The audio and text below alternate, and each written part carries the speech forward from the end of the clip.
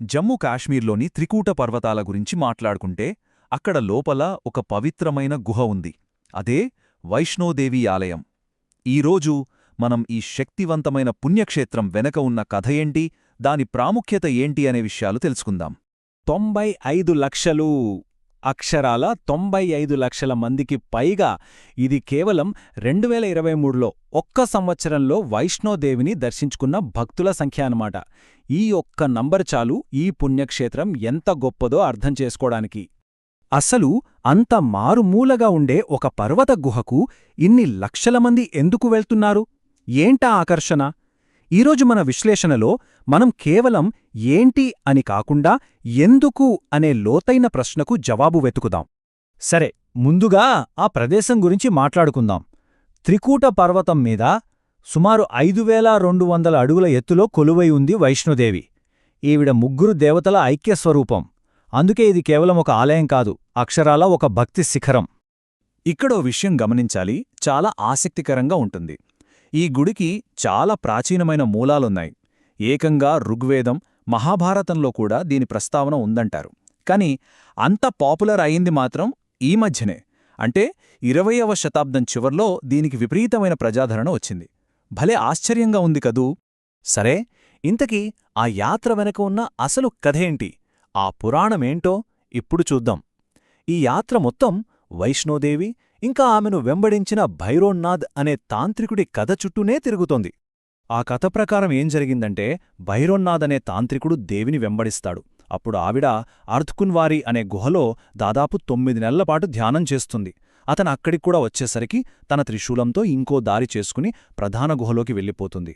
ఆఖరికి ప్రధాన గుహ ద్వారం దగ్గర దేవి ఆ భైరోన్నాథ్ తలని నరికేస్తుంది. కాని అతను తన తప్పు తెలుసుకుని పశ్చాత్తాపపడ్డంతో ఆవిడ అతనికొక వరమిస్తుంది. చూశారా, ఈ కథలోని ప్రతి ఘట్టం యాత్రికులు వెళ్లే దారిలో ముఖ్యమైన ప్రదేశాలుగా మారాయన్నమాట. ఇందాక చెప్పుకున్నాం కదా అర్ధకున్వారి అని. దీన్నే గర్భజూన్ లేదా గర్భగుహ అని కూడా అంటారు. యాత్రికులు ఆ ఇరుకైన దారిలోంచి ప్రాక్కుంటూ వెళ్ళాలి. ఇదొక రకంగా ఆధ్యాత్మిక పునర్జన్మకు ప్రతీకగా భావిస్తారు. ఆ అనుభవం భక్తులకు చాలా ప్రత్యేకంగా ఉంటుంది. ఇక ఆ కథలో అసలైన క్లైమాక్స్ ఏంటంటే, దేవి అతనికిచ్చిన వరం. తను చంపిన భైరవనాథుడి ఆలయాన్ని దర్శించుకుంటేనే తన యాత్ర పూర్తవుతుందని దేవి చెప్తుంది. ఇక్కడే అతని తల పడిందని నమ్ముతారు. అంటే చూడండి, పశ్చాత్తాపానికి, విముక్తికి ఎంత ప్రాధాన్యత ఇచ్చిందో. ఒకప్పటి ప్రతినాయకుణ్ణి కూడా ఆ పవిత్ర యాత్రలో భాగం చేసింది. సరే, ఇప్పుడు మనం అసలైన ప్రధాన గుహలోకి వెళ్తున్నామనుకుందాం. అక్కడ లోపల ఎలా ఉంటుందో చూద్దాం. ఇక్కడ విశేషమేంటంటే, సహజంగా ఏర్పడిన శిలానిర్మాణాలనే దైవస్వరూపాలుగా పూజిస్తారు. గుహలోకి అడుగు పెట్టగానే ఒక 14 అడుగుల పెద్ద శిలాఫలకం కనిపిస్తుంది. ఇది భైరవనాథుడి శిలగా మారిన మొండెం అని భక్తుల నమ్మకం. యాత్రికులు దీనిపైనుంచే లోపలికి వెళ్ళాలి. అంటే మన అహంకారాన్ని ఇక్కడే వదిలేసి వెళ్తున్నామన్న దానికి ఇది ఒక సంకేతం. లోపలికి వెళ్ళాక చల్లగా స్ఫటికంలాంటి నీటి ప్రవాహం ఒకటి ఉంటుంది. దాన్ని చరణ్గంగా అంటారు. ఇది దేవతల పాదాల నుండి వస్తుందని నమ్మకం. ఆ నీటిలో నడవడం ద్వారా భక్తులు శారీరకంగా, మానసికంగా కూడా శుద్ధి అవుతారని భావిస్తారు. అంతేకాదండోయ్, ఆ గుహ గోడల మీద, పైకప్పు మీద సహజంగానే కొన్ని ఆకారాలేర్పడ్డాయి. ఒకటి సింహం పంజాలాగా, అంటే షేర్కా పంజా అంటారు.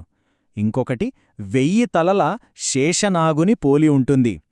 ప్రకృతి, పురాణం ఎలా కలిసిపోయాయో చూడండి. ఇక అన్నింటికన్నా ముఖ్యమైనది గర్భగుడి. ఇదే ఈ పుణ్యక్షేత్రానికి గుండెలాంటిది. ఇక్కడ మనకు విగ్రహాలు కనిపించవు. బదులుగా సహజంగా ఏర్పడిన 3 శిలారూపాలు, అంటే పిండీలు ఉంటాయి. కుడివైపు నల్లగా ఉండేది మహాకాళి, శక్తికి ప్రతీక. మధ్యలో బంగారు, ఎరుపు రంగులో ఉండేది మహాలక్ష్మి, సంపదకు ప్రతీక. ఇక ఎడమవైపు తెల్లగా ఉండేది మహాసరస్వతి, జ్ఞానానికి ప్రతీక. ఈ యాత్ర అనుభవం గురించి హార్వర్డ్ ఎండాలజిస్ట్ డయానా ఎల్ ఎక్ ఏమన్నారంటే, ఒకరి తర్వాత ఒకరు ఆ ఇరుకైన దారిలోంచు ప్రాకుతో వెళ్తారు. ఆ క్రతువులో గర్భధారణ, పుట్టుకకు సంబంధించిన అన్ని ప్రతీకలు కనిపిస్తాయి అని. అంటే చూసారా, ఇది కేవలం భౌతిక ప్రయాణం కాదు, ఒక ఆధ్యాత్మిక పునర్జన్మ అని నిపుణులు కూడా చెప్తున్నారు. సరే, ఇదంతా పురాణం. మరి ఈ పుణ్యక్షేత్రం ఇప్పటి రూపంలోకి ఎలా మారింది?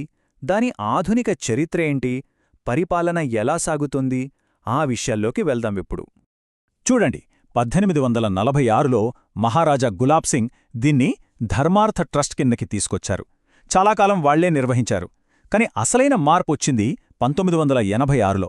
అప్పుడు ప్రభుత్వం శ్రీమాతా వైష్ణోదేవి పుణ్యక్షేత్రం బోర్డ్ అంటే SMVDSBని ఏర్పాటు చేసి నిర్వహణా బాధ్యతల్ని వాళ్లకి అప్పగించింది. ఇప్పటికీ జమ్మూ కాశ్మీర్ గవర్నర్ అధ్యక్షతన ఉన్న ఈ బోర్డే యాత్రకు సంబంధించిన అన్ని విషయాలు చూసుకుంటుంది. ఆ బోర్డు వచ్చాక ఏం జరిగిందో చూడండి. 1986లో యాత్రికుల సంఖ్య 14 లక్షలుంటే 2011 నాటికి అది 1 కోటి దాటిపోయింది. 7 రెట్లకు పైగా పెరుగుదల. ఇది మామూలు విషయం కాదు. బోర్డు తీసుకున్న చర్యలు, కల్పించిన సౌకర్యాలు దీనికి ప్రధాన కారణం. అయితే ఇంత భారీ స్థాయిలో ప్రజాదరణ పెరిగినప్పుడు కొన్ని సవాళ్లు కూడా ఖచ్చితంగా వస్తాయి. ఇప్పుడా సామాజిక, ఆర్థిక, ఇంకా ముఖ్యంగా పర్యావరణపరమైన సమస్యలేంటో ఒకసారి చూద్దాం. ఈ డేటా చూడండి. ఇక్కడికి వచ్చే యాత్రికుల్లో 87% మంది స్థానికేతరులే, అంటే వేరే ప్రాంతాల వాళ్లే. కేవలం 13% మందే స్థానికులు. దీన్ని బట్టి మనకేమర్థమవుతుందంటే ఆ చుట్టుపక్కల ప్రాంతాల ఆర్థిక వ్యవస్థ మొత్తం ఈ యాత్ర మీద, ఇక్కడికి వచ్చే భక్తుల మీదే ఆధారపడి నడుస్తుందని. కాని ఎంతటి రద్దీ కొన్నిసార్లు ప్రమాదాలకు కూడా దారితీస్తుంది. ఉదాహరణకి ఆగస్టు 26, 2022న అద్కువారీ దగ్గర ఒక పెద్ద కొండచర్య విరిగిపడి 35 మంది చనిపోయారు. ఈ ఘటన పర్యావరణపరంగా, భద్రతాపరంగా ఎంత పెద్ద రిస్కుందో మన కళ్లకు కట్టినట్లు చూపించింది.